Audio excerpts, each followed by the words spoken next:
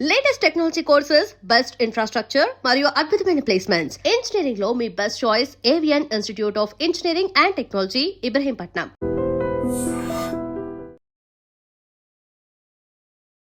నమస్కారం, welcome to I dream.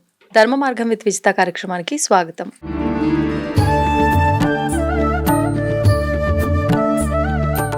నమస్తే అమ్మా. శ్రీ గురుభ్యో నమః, శ్రీమాత్రే నమః. నమస్తే అమ్మా. ఇప్పుడు సాధారణంగా బొట్టు అనేది మనకు ఆడవారికి పెళ్ళైన తర్వాత వచ్చిందేమీ కాదు. ఇలా ఆలోచిస్తే గనక హస్బెండ్ వెళ్ళిపోయిన తర్వాత బొట్టు తీయాల్సిన అవసరం లేదు అనిపిస్తుంది. కానీ సాంప్రదాయం ప్రకారంగా భర్త లేని స్త్రీలు బొట్టు పెట్టుకోకూడదు. ఇది ఆచరిస్తూ వస్తున్నారు తరతరాల నుంచి. అసలేంటి వాస్తవం? ఈ మధ్య కాలంలో చాలామంది బొట్టు తీయట్లేదు. కొంతమంది ఏమో మా హస్బెండ్కి నేను ఇలా ఉంటేనే ఇష్టం, ఆయన బ్రతుకున్న రోజుల్లో చెప్పేది కాబట్టి నేను పెట్టుకుంటున్నా అంటున్నారు. కొంతమంది బొట్టు ఆయనతో వచ్చింది కాదు, ఎందుకు తీసేయాలి అంటున్నారు. అసలేంటి అంటే వీళ్ళని చూసిన వాళ్ళు వీళ్ళేదో సమాజానికి విరుద్ధంగా ఏదో తప్పు చేస్తున్నారు అనే ధోరణి, వాళ్ళకి అది రైటే అనిపిస్తుంది. అసలు శాస్త్రం ఏం చెప్పింది? మీరన్నట్టుగా భర్త వచ్చిన తర్వాత అయితే బొట్టు రాలేదు. మనం పుట్టుక నుండి బొట్టు పెట్టుకుంటూనే వస్తున్నాం. అంటే మనం హిందువులో పుట్టిన తర్వాత ప్రతి ఒక్కరు, అంటే స్త్రీ కానీ పురుషుడు కానీ బొట్టు పెట్టుకోవాలి. అంతే. మన హిందూ తత్వం ఎక్కడ తెలియబడుతుంది? ఒక బొట్టులోనే తెలియబడుతుంది. ఇప్పుడు నువ్వు బొట్టు పెట్టుకుంటే నువ్వు హిందువు, అంతే కదా. దీనికి భర్త ఉన్నాడా లేడా అనే విషయం పక్కన పెడితే, నువ్వు హిందువుగా పుట్టావు కాబట్టి బొట్టు అనేది నీ యొక్క కర్తవ్యం, పెట్టుకోవాలి. ఇక్కడ భర్త పోయిన తర్వాత బొట్టు తీసేయాలా అని అంటే ఎక్కడా లేదు. బొట్టు తీసేయాలని అయితే లేదు, బొట్టు పెట్టుకోవచ్చు. కానీ పూర్వం ఎలా ఉండింది అని అంటే, పూర్వం స్త్రీలకు కొంచెం సెక్యూరిటీ లేకనో, లేకపోతే ఇప్పుడు రాజులు ఉంటారు, రాజులు మరణించిన తర్వాత పక్క రాజ్యం వాళ్ళు రావడము, ఆ రాజ్యాన్ని ఆక్యుపై చేసుకోవడము, రాజ్యాన్ని స్వాధీనం చేసుకోకున్నట్లు ఆ రాజ్యానికి సంబంధించిన స్త్రీలను, రాణులను ఇలా స్వాధీనం చేసుకునే వాళ్ళు మనం వింటూ ఉన్నాం మన చరిత్ర కథల్లో. ఇంకొకటి ఏంటంటే, ఈ పూర్వము భర్త లేని స్త్రీ ఎక్కువ అలంకరణ చేసుకుంటే చూసిన వాళ్ళు ఆమె పైన ఇష్టపడి ఏదో వ్యామోహం కలుగుతుందేమో అనే ఉద్దేశంతో స్త్రీలు ఎక్కువ అలంకరణ చేసుకోకూడదు అని పూర్వం ఉన్నింది. ఇది కేవలం ఎక్కువ అలంకరణ చేసుకుంటే వాళ్ళకి సేఫ్టీ ఉండదు, ప్లస్ ఈ ఆకతాయిలు ఎవరైనా ఉంటే కూడా వాళ్ళని ఇది చేయడం, ఇబ్బంది పెట్టడం, ఇలాంటివన్నీ ఉంటాయి. ప్లస్ ఎవరైనా మంచి వాళ్ళు కూడా, ఇప్పుడు అబ్బాయిలు ఎవరైనా మంచి కుటుంబీకులు వాళ్ళు వీళ్ళు ఉంటారు కాబట్టి వాళ్ళు ఏమన్నా వీళ్ళు అందంగా ఉంటే వ్యామోహం పడి ఇబ్బంది పడే అవకాశాలు ఎక్కువ ఉంటాయని ఒక ఉద్దేశంతో స్త్రీలు అలంకరించుకోకూడదు అని చెప్పారు తప్ప, భర్త చనిపోయిన తర్వాత ఇప్పుడు అది లేదు.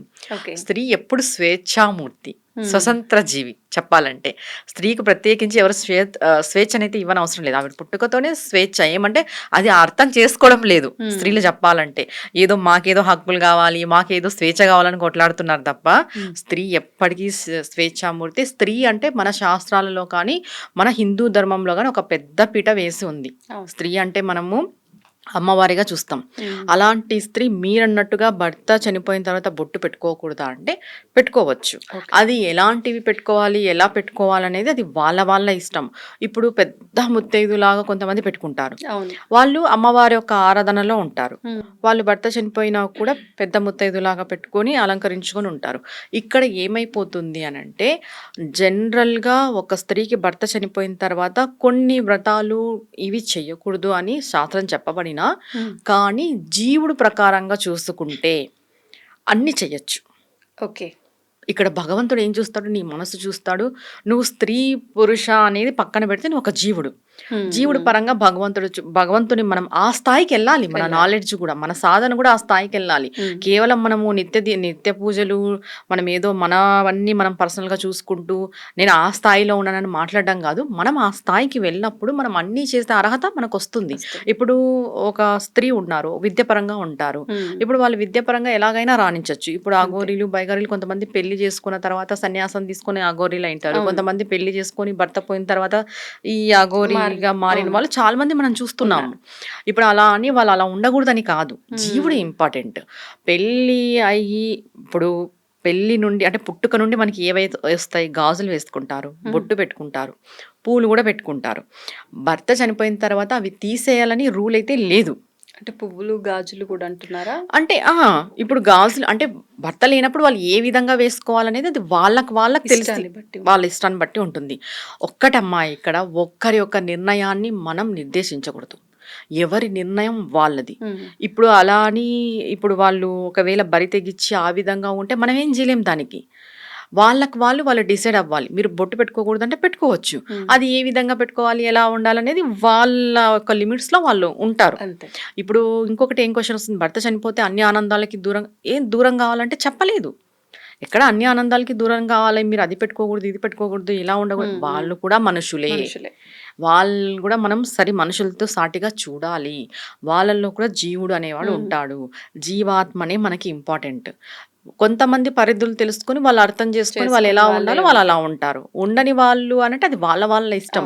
ఇంకొకటి ఇప్పుడు ఉన్న మన ఈ కలియుగంలో ఒక్కరిని ఒక్కరు క్వశ్చన్ చేసేంత రైట్ లేదు. ఫస్ట్ ఎందుకు రైట్ లేదు అనంటే ఎవ్వరు కరెక్ట్ కాదు ఇక్కడ. మనమేం పైనుండి ఊడి పడలేదు. అంతే. ఫస్ట్ చెప్పాలంటే ఫస్ట్ మనం ఒకరిని క్వశ్చన్ చేసేటప్పుడు మనం ఏంటి, మనం ఎలా ఉన్నాం అనేది మనం తెలుసుకోవాలి. ఫస్ట్ మన లోతుపాట్లు మనం చూసుకున్న తర్వాత ఇంకొకరిని క్వశ్చన్ చేయాలి. చాలా మంది ఏం చేస్తారంటే ఒక స్త్రీ అలా ఉంది అంటే ఆవిడ ఇలా ఉంది, ఆవిడ అలా ఉంది అని ఆవిడ వైపు మనం మాట్లాడతాం. అది చాలా పాపం. ఆవిడకి తెలిసి ఉంటుంది ఆవిడ కష్టమేమో ఆవిడ పడుతుంది, ఆవిడ లైఫ్ ఆవిడ ఇష్టం. నువ్వేం ఆవిడనేం ఉద్ధరించట్లేదు, మనమేం ఒకరికేం సహాయం చేయట్లేదు. నువ్వు ఉద్ధరిస్తా ఉంటే, నువ్వు సహాయం చేస్తా ఉంటే, నీ వల్ల ఆవిడ బతుకుతా ఉంటే నువ్వు మాట్లాడినా ఒక అర్థం ఉంటుంది. అట్లాంటప్పుడు కూడా మాట్లాడకూడదనే చెప్తాయి శాస్త్రాలు. మనం ఎంతైనా సహాయం చేయాలి, వదిలేయాలి, దాని గురించి మాట్లాడకూడదనే విషయం మనకు తెలుసు. అలాంటప్పుడు ఎవ్వరి లైఫ్ వాళ్ళ ఇష్టం. అది వాళ్ళ లిమిట్స్లో ఉన్నారా లేదా అనేదే మనం చూస్తాం. వాళ్ళ వల్ల సమాజానికి ఏమన్నా చెడు జరుగుతుంటే అప్పుడు మనం ఏదైనా నోరు విప్పి మాట్లాడే అంత ఉంది. కానీ వాళ్ళ లైఫ్ వాళ్ళు బతుకుతున్నప్పుడు, ఎవరి లైఫ్ వాళ్ళు లీడ్ చేస్తున్నప్పుడు ఒకరి లైఫ్ను మనం వేలు పెట్టి చూసే అంత అర్హత ఎవరికీ లేదు. ఎవ్వరికి కూడా లేదు. ఒకరి లైఫ్ని మనం ఏలు పెట్టి చూపించేంత అర్హత ఎవరికి లేదు. ఎవ్వరు పైనుండి దిగి రాలేదు ఇక్కడ. ఇప్పుడు చెప్పాలంటే కొన్ని పూజలు వాటికి వాళ్ళు చేయకూడదు అంటే భర్త లేని వాటికి సంబంధించి వ్రతాలు ఇలాంటి వాటికి సంబంధించి వాళ్ళు చేయడానికి అర్హత లేదేమో. కానీ అవి చేస్తున్న వారు కూడా వాళ్ళని కాస్త దూరంగానే పెడతారు. పూజకు సంబంధించిన పనులు ఏమి చేయనీయకుండా అలా ఏదో పక్కకి గెస్ట్ లాగా ఉంచామా అంటే ఉంచామన్నట్లుగా ఇంట్లో వాళ్ళు కూడా చాలా మంది అలా చూస్తూ ఉంటారు. అసలు అలా చేయాల్సిన అవసరం ఉందంట. చాలా చాలా పెద్ద తప్పు. నువ్వు పెద్దగా ఘనంగా వ్రతం చేస్తుంటావు, ఆవిడ వచ్చినప్పుడు నువ్వు బాధపడ్డాము, అయ్యో ఈవిడ వచ్చింది. అసలు ఆవిడ మనిషే. ఒక్కటి చెప్పాలంటే అమ్మవారే అలాంటి అవతారాన్ని స్వీకరించింది. మనకి ఈ దశమహావిద్యలు ఉన్నాయి కదా, దానిలలో ధూమవతి ఒక అవతారమే ఈ అవతారం. అమ్మవారు అట్లాంటిదే ఆ అవతారాన్ని స్వీకరించినప్పుడు సాధారణ స్త్రీకి అలాంటి పరిస్థితి వస్తే నువ్వు అమ్మవారిలాగా చూడాలా, లేకపోతే ఈవిడకి భర్త లేడు, ఈవిడ అక్కడ ఉండాలి ఇక్కడ ఉండాలని చూడాలా? చెప్పు. కొంచెం మినిమం కామన్ సెన్స్. ఆల్రెడీ ఆవిడ భర్త కోల్పోయి చాలా బాధలో ఉంటుంది. అలాంటప్పుడు మనం సపోర్ట్ చేయాలి. సపోర్ట్ చేసి వాళ్ళని ఎంకరేజ్ చేయాలి. ఎందుకంటే భర్త పోవడం అనేది జీవితంలో సగ భాగం కోల్పోయినట్టే, టోటల్ జీవితం కోల్పోయినట్టే. అలాంటప్పుడు మనం సపోర్ట్ చేయకోకున్నట్టు నువ్వు అక్కడుండు ఇక్కడుండు, ఇలా చేయకు అలా చేయకు, అది ముట్టుకోకు ఇది ముట్టుకో, ఏం వాళ్ళు ముట్టుకున్నంత మాత్రాన ఏదో అయిపోతుందా? అలాంటి భావన పెట్టుకొని నువ్వు ఎన్ని పూజలు చేసినా ఎన్ని వ్రతాలు చేసినా ఫలితం సున్నా. సున్నానే అని నేను ఎందుకు అంత ఖచ్చితంగా చెప్తాను అంటే భగవంతుడు మెచ్చడు. మనం అలాంటి వాళ్ళని బాధ పెట్టి నువ్వు ముట్టుకోవద్దు, నువ్వు రావద్దు, నువ్వు పెట్టకూడదు, నువ్వు లోపలే ఉండాలి, ఎవరికి కనిపించకూడదు, ఇట్లా మాట్లాడుతుంటాం మనం కూడా. నేను కూడా చాలా వరకు విన్నాను, ఇలాంటివి చూశాను. అలాంటి వాళ్ళు ఎన్ని పూజలు చేసినా కూడా భగవంతుడు దానికి ఫలితం ఇయ్యకపోగా పాపాన్ని ఇస్తాడు. చెప్పాలంటే ఒక మనిషిని ఇంటికి వచ్చింది, పూజకి వచ్చింది అనంటే ఆ మనిషిలో దైవత్వాన్ని చూడాలి. ఏమో ఆ రోజు భగవంతుడు ఆవిడ రూపంలోనే వచ్చిండొచ్చు, చెప్పలేం కదా. ఇప్పుడు భగవంతుడు మానవ రూపంలో వస్తారు అంటాం, ఏం భగవంతుడు సుహాసిని రూపంలోనే వస్తాడా? అలాంటప్పుడు మనం ఒక మనిషిని హర్ట్ చేయడం తప్పు. ప్రతి మనిషిలోనూ మనం భగవంతుని చూడాలనుకున్నప్పుడు వాళ్ళలోనూ కూడా భగవంతుడినే చూడాలి. ఎప్పుడైతే భర్త చనిపోతే ఆవిడ దయ్యంలాగా కనిపిస్తుందా? ఎందుకు కనిపిస్తుంది చెప్పండి? మనం అన్ని చాలా అపోహలు పెట్టుకొని ఇప్పుడు పూజలు చేసుకుంటున్నాం. మనసులో ఎన్నో కలతలు పెట్టుకొని పూజలు చేసుకుంటున్నాం. ఒక మనిషిని ఒక మనిషిగా కూడా గౌరవించట్లేదు. అయినా మనం పూజలు చేసేస్తున్నాం. ఏం వృధా, ఏం రాదు. ఇప్పుడు మీరన్నట్లుగా అంటే మనం ఇద్దరము మాట్లాడుకున్నట్టుగా అవేమి భర్తతో వచ్చినయి కావు. మనకు పుట్టుకతో వచ్చిన అవన్నీ కాబట్టి మనం పెట్టుకోవచ్చు తప్పులేదు. అది వాళ్ళ వ్యక్తిగతం అనుకున్నాం. కానీ పూర్వం నుంచి కుటుంబాలన్నీ తరతరాలుగా ఆ విధానాన్ని ఆచరించాయి. అన్నిట్లో మార్పులు జరిగినట్టు దీంట్లో గూడా ఏదో సమాజంలో మార్పులు జరిగినాయి. మేమేదో ఉద్ధరించినామని జెప్పి ఇది గూడా మార్పు చేసుకున్నారు. అంటే వాళ్ళు ఆచరించింది నువ్వు ఆచరించకుండా విస్మరిస్తున్నావు అంటే ఇది దోషమేమో. అంటే కొన్ని ఆచారాలు పాటించాలి అంటారు కదా! అలా కుటుంబ పరంగా తీసుకుంటే. ఈ విషయం చెప్తా. ఇప్పుడు కుటుంబ పరంగా తీసుకుంటే ఇప్పుడు పూర్వం వాళ్ళు ఆచరించినారు. ఇప్పుడు ఏదో వాళ్ళ ఇంట్లో అలాంటి ఇన్సిడెంట్ జరిగింది. ఈ పిల్ల ఆచరించలేదు. ఎందుకు ఆచరించాలి? ఎందుకు ఆచరించకూడదు అని నేను చెప్తున్నాను అంటే, ఈ అమ్మాయిది చిన్న వయసు అయిండొచ్చు. ఇప్పుడు ఆ అమ్మాయి భర్తను కోల్పోయి లేదా ఆ అమ్మాయికి ఇంకొక లైఫ్ సెకండ్ లైఫ్ ఉండొచ్చు. చెప్పలేం. ఇప్పుడు ఆ అమ్మాయి చదువుకొనింది, జాబ్ చేస్తూ ఉంది. నేను తెల్ల చీర కట్టుకొని జాబ్కి వెళ్తాను, పూర్వం మా ఇంట్లో వాళ్ళు ఇలానే తెల్ల చీర కట్టుకొని ఉన్నారు అనడం ఎంతవరకు కరెక్ట్? పూర్వం మా ఇంట్లో తెల్ల చీర కట్టుకొని ఇంట్లో కూర్చున్నారు, నువ్వు కూడా ఇప్పుడు తెల్ల చీర కట్టుకొని ఇంట్లో కూర్చో అంటే ఆ అమ్మాయికి జీవనాధారం ఎవరు? ఎవరు చూస్తారు ఆ అమ్మాయిని? ఒకవేళ పిల్లలు ఉంటే వాళ్ళ పిల్లల్ని ఎవరు చూస్తారు? ఇప్పుడు ఆ అమ్మాయి వాళ్ళ పిల్లల్ని పోషించుకోవాలి కదా. పోషించుకోవాలంటే ఆ అమ్మాయి బయటికి వెళ్ళి జాబ్ చేయాలి. జాబ్ చేయాలంటే ఆ అమ్మాయి నలుగురు ఎలా ఉన్నారో అలా ఉండాలి. ఎందుకంటే ఇది fast generation plus competition society. అలాంటప్పుడు వాళ్ళ నలుగురిలో వెళ్ళినప్పుడు నువ్వు ఇలానే వెళ్ళాలని ఇలా చెప్తాము? తప్పు అది. ఇప్పుడు మనం అప్డేట్ అయినాం, జనరేషన్ మారింది. మారినందుకు నేను శాస్త్రాలని పక్కన పెట్టి తూడ్చేయని చెప్పట్లేదు, కానీ భర్త చనిపోతే ఇవి తీసేయాలనేది రూల్ కాదు. అంటే శాస్త్రంలో లేదా? పూర్వము ఏముంది? అట్లయితే సతీ సహగమనం శాస్త్రంలో ఉందా? లేదు. పరిస్థితులను బట్టి క్రియేట్ చేసుకున్నా. సతీ సహగమనం ఏ శాస్త్రంలోనూ లేదు. సతీ సహగమనం మళ్ళీ సతీ సహగమనం శాస్త్రంలో లేనప్పుడు మనం క్రియేట్ చేసుకున్నదే కదా. ఈ బొట్టు పూలు ఇవన్నీ పెట్టుకోవడం శాస్త్రంలో ఉందా లేదా అనే విషయం పక్కన పెడితే, శాస్త్రంలో ఎవరికి ఇలాంటి సిచ్యువేషన్ రాలేదు. ఇప్పుడు సతీ సహగమనము శాస్త్రంలో ఉంది అని అంటే, దశరథుడు మరణించిన తర్వాత రాముడి వాళ్ళ అమ్మ కూడా మరణించాలి కదా, ఆవిడ మరణించలేదు కదా. జనరల్ గా టాపిక్ చూసుకుంటాయి మనం. ఇవన్నీ మనం పెట్టుకున్నవి. ఇప్పుడు మాంగళ్యము భర్త వేస్తాడు కాబట్టి, కడతాడు కాబట్టి, మెట్టెలు భర్త నుండి వస్తాయి కాబట్టి అవి జనరల్ గా తీసివేయాలి.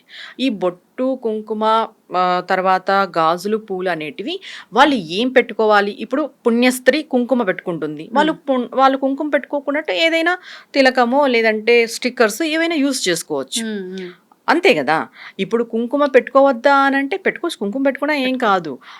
అది వాళ్ళకి వాళ్ళు తెలుసుకొని వాళ్ళు పాటించుకోవాలి. కానీ వాళ్ళని మనం ఇలానే ఉండని చెప్పే రైట్ మీకు లేదు, నాకు లేదు. ఒక మనిషిని ఇలానే ఉండాలి అని చెప్పే రైట్ ఎవ్వరికి లేదు. అది వాళ్ళ వ్యక్తిగత విషయం. కంప్లీట్గా మనం వాళ్ళ పర్సనల్ లైఫ్లోకి వెళ్ళి నువ్వు ఇలానే ఉండు, నువ్వు ఇలానే జీవించు అని చెప్పడానికి మనం వాళ్ళకి రక్త సంబంధికులు కాదు, కుటుంబీకులు కాదు, ఇది కాదు. ఎవరు కూడా చెప్పకూడదు. మనమే కాదు, ఎవరు కూడా ఆ విషయాన్ని చెప్పకూడదు. ఎందుకంటే కంప్లీట్గా అది వాళ్ళ వ్యక్తిగత విషయం. ఇంకొకటి, కాలం మారింది.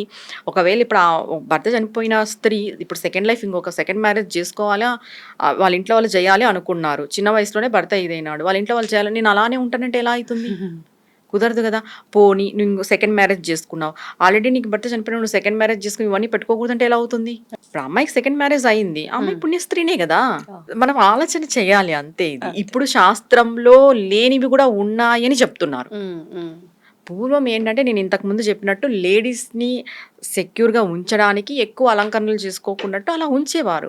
ఇప్పుడు ఆ ప్రాబ్లం లేదు. ఎవరికి వాళ్ళే ఆది పరాశక్తులు అయిపోయినారు. ఎవరికి వాళ్ళకి సెక్యూరిటీ ఉంది, ఎవరికి వాళ్ళ ఇంట్లో వాళ్ళు సెక్యూర్గా చూసుకుంటున్నారు. ఇలానే ఉండాలనేది అయితే లేదు. ఇంకొకటి, మాంగళ్యము మెట్టలు ఆయన ద్వారా వస్తాయి కాబట్టి తీసివేయాలి. ఇంకా బొట్టు గాజులు పువ్వులు అనేటివి అది వాళ్ళ ఇష్టం. పెట్టుకోవడం పెట్టుకోకపోవడం, మనం పెట్టుకోవద్దు అని చెప్పే అర్హత రైట్ ఎవ్వరికీ లేదు. అది వ్యక్తిగత విషయం, వాళ్ళ కంప్లీట్గా వ్యక్తిగత విషయం. ఎందుకంటే అవి పుట్టుకతోనే ప్రతి స్త్రీకి వచ్చింటాయి కాబట్టి పుట్టుకతో వచ్చిండేటివి పెట్టుకోకూడదని చెప్పడానికి అయితే లేదు. కానీ తీసివేసేటప్పుడు మాత్రం ఈ కార్యక్రమాలు 10 రోజులు జరుగుతున్న ప్రాసెస్లో వీళ్ళకి పువ్వులు తీసేయడం, ఎక్కువగా పూలు పెట్టి అలంకరించి తీసుకెళ్ళి అక్కడికి వెళ్ళాక గాజులు పలగొట్టడం ఇవన్నీ ఆచరించే వాళ్ళు కదా. అవన్నీ చేస్తారు జనరల్గా, అవన్నీ సుమంగలికి సంబంధించినవన్నీ చేస్తారు. కానీ అవి మనకి పుట్టుకతోనే వచ్చాయి కాబట్టి అవి తీసేయాలని నువ్వు ఒకరిని జడ్జ్ చేసే అంత రైట్ అయితే లేదు. వాళ్ళు వేసుకున్నా కూడా నువ్వు దాన్ని క్వశ్చన్ చేసే అర్హత నీకు లేదు. అది వాళ్ళ వ్యక్తిగత విషయం కంప్లీట్ గా. ధన్యవాదాలు. నమస్తే అమ్మా. And for more videos, Please subscribe to iDream channel. Subscribe to iDream Media. Please subscribe to iDream. Please subscribe to iDream. Please subscribe iDream. And please subscribe to iDream. For more videos, subscribe to iDream. please like, share, and subscribe to the channel. Congratulations, iDream. Subscribe to iDream. Subscribe to iDream. So subscribe to iDream Media. iDream ki iDream team andarki huge congratulations. Please subscribe iDream Media. Please subscribe to iDream. Subscribe iDream. Please subscribe to iDream. iDream అంటే నా కళల ఛానల్ను subscribe చేసుకున్న నోరు తిరుగుతలేదు, మీరైతే గంట గుర్తు కొట్టండి. For more such videos, please subscribe to iDream. Subscribe to iDream. Please subscribe to iDream. Please subscribe iDream Media. Please do subscribe to iDream. Please subscribe to iDream Media. For best entertainment and information, please subscribe iDream. And don't forget to subscribe to iDream.